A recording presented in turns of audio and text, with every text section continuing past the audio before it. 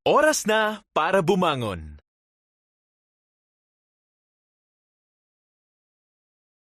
Si Jairo, isang opisyal sa sinagoga, ay lumuhod sa paanan ni Jesus. Hinang-hina na po ang anak kong babae. Iyak niya.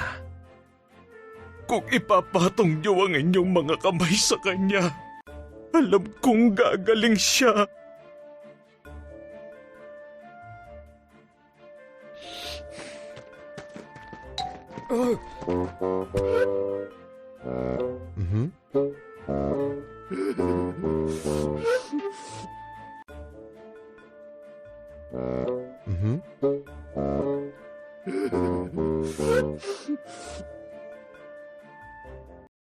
Habang nagtutulakan ng mga tao, may mga nakasalubong silang mga tao galing sa bahay ni Jairo.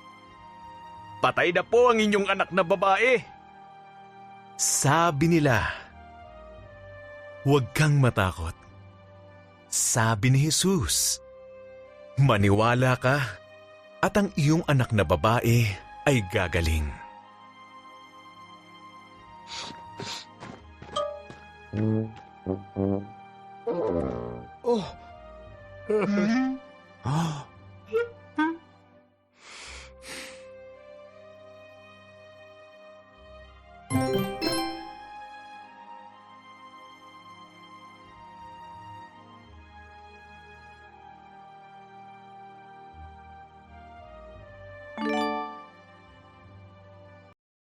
Pagdating nila sa bahay ni Jairo, nakita nila ang mga tao na nag-iiyakan.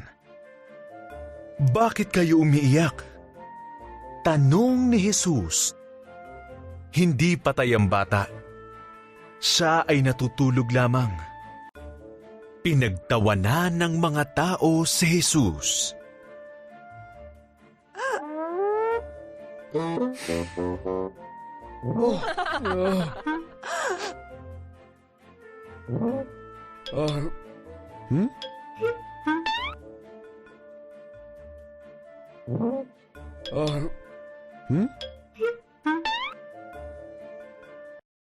Si Jesus kasama sina Pedro, Santiago at Juan ay pumasok sa loob ng bahay pati na si Jairo at ang kanyang asawa.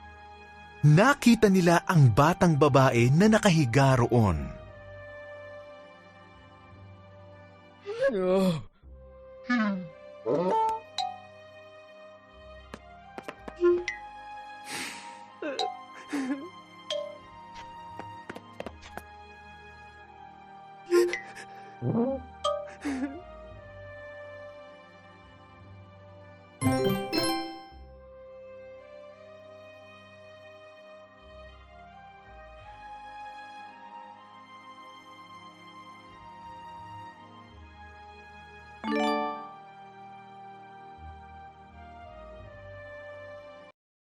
Hinawakan ni Jesus ang kanyang kamay at sinabing, "Ining, tumayo ka."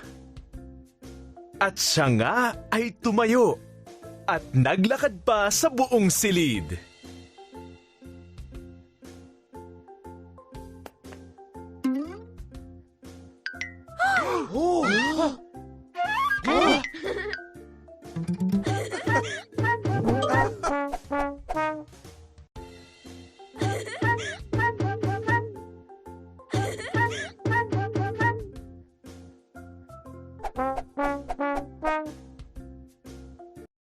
Namangha sina Jairo at ang kanyang asawa.